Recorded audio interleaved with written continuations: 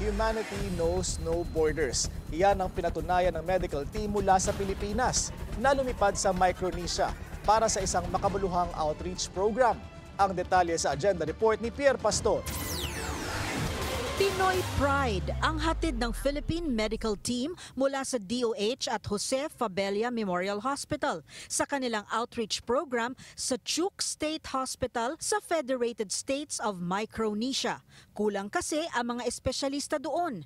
Nagbahagi sila ng kanilang kaalaman at nag-perform ng medical services sa obstetrics at gynecology. People don't have access to specialized medical care. So the team coming here with their specialized skills, it will definitely help our people. Sa medical outreach, nagpakita ng mataas na antas ng kaalaman at kakayahan ang ating Filipino health workers.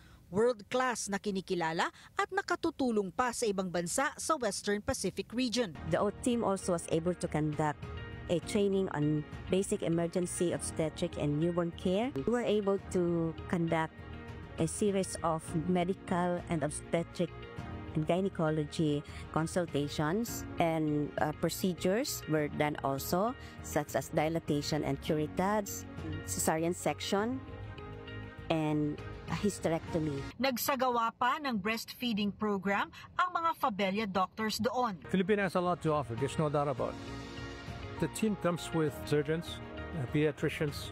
That's definitely an area. We only have a few, OB-GYN, and definitely they will need that kind of mentorship. I'm hoping that this is a beginning of a long-term cooperation between our two governments. Layunin ng partnership na ito na mas mapagtibay ang sistemang pangkalusugan ng mga kasaping bansa sa Western Pacific region.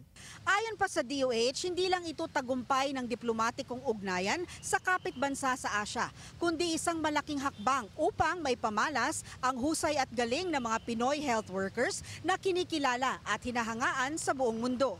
Para sa Agenda, Pierre Pastor, Billionaire News Channel.